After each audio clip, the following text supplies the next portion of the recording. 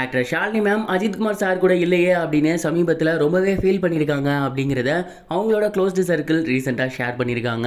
அது என்ன ஏது அப்படிங்கிறதான் இந்த ஒரு வீடியோவில் நம்ம பார்க்க போகிறோம். ஃபர்ஸ்ட் ஆஃப் ஆல் அஜித்குமார் சாருக்கு இன்னும் ஒரு சில மாதங்களில் காதுக்கு பக்கத்தில் மூளைக்கு போகிற நரம்பில் ஆப்ரேஷன் நடக்க போகுது. இந்த ஒரு ஆப்ரேஷன் அப்படிங்கிறது மைனர் ஆப்ரேஷன் கிடையாது, மேஜர் ஆப்ரேஷன். இந்த ஆப்ரேஷனுக்கு முன்னாடியே ஒரு சில டெஸ்ட்டுகள்லாம் எடுக்க வேண்டிய வேலை இருக்குது. அந்த ஒரு காரணத்தினால அஜித்குமார் சார் சமீபத்தில் ஹாஸ்பிட்டல் போயிருந்தார். அங்கே 2-3 நாள் தங்கி இருந்து ஒரு சில டெஸ்ட்டை எடுத்து முடிச்சிருந்திருக்காரு அப்படிங்கிறது தெரிய வந்திருக்கு. இப்படி அஜித்குமார் சார் ஹாஸ்பிட்டலில் இருக்கும்போது நம்ம கூட இருந்திருக்கணும், நம்மளால் இருக்க முடியலையே அப்படின்னு அவங்க ரொம்பவே ஃபீல் பண்ணியிருக்காங்க. அதுக்கு முக்கியமான ரீசன் என்ன அப்படின்னா, ஷாலினி மேமுக்கு சமீபத்தில் தான் ஒரு அறுவை சிகிச்சை நடந்துருந்துச்சு. ஆரம்பத்தில் கையில் அறுவை சிகிச்சை அப்படின்னு சொல்லியிருந்தாங்க. ஆனால் அதுக்கப்புறம் அவங்களுக்கு கர்ப்பப்பையை எடுத்திருக்காங்க அப்படிங்கிறதையும் சொல்லியிருந்தாங்க.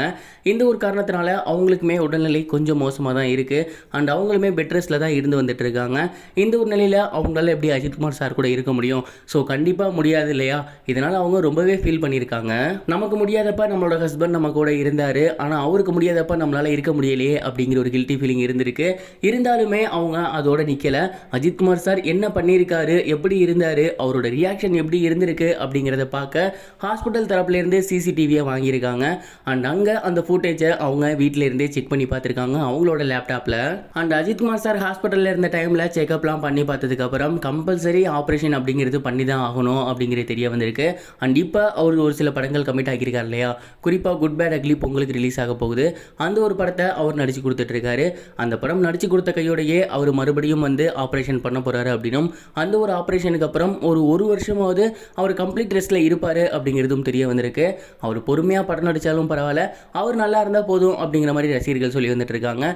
நீங்கள் இதை பற்றி என்ன நினைக்கிறீங்க? கமெண்ட் பாக்ஸில் ஷேர் பண்ணுங்கள்.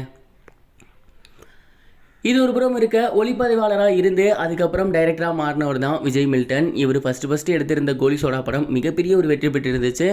அந்த படத்தை தொடர்ந்து 10 என்றதுக்குள்ள அப்படிங்கிற ஒரு படம் பண்ணியிருந்தார். அந்த ஒரு படம் மிகப்பெரிய அளவில் வரவேற்பு பெறல அப்படின்னாலும் அவரோட ரசிகர்கள் மத்தியில் நல்ல வரவேற்பு பெற்றிருந்துச்சு. அதை தொடர்ந்து இவர் இப்போ மழை பிடிக்காத மனிதன் அப்படிங்கிற ஒரு படம் எடுத்திருந்தார்.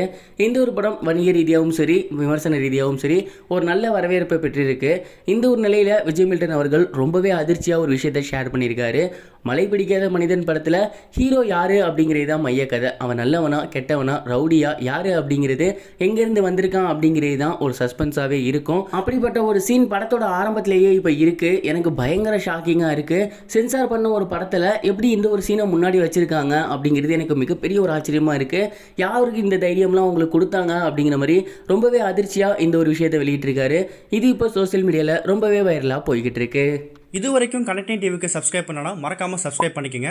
உடனடி அப்டேட்ஸ் பெறுவதற்கு நோட்டிஃபிகேஷன் பெல்லையும் கிளிக் பண்ணிக்கங்க.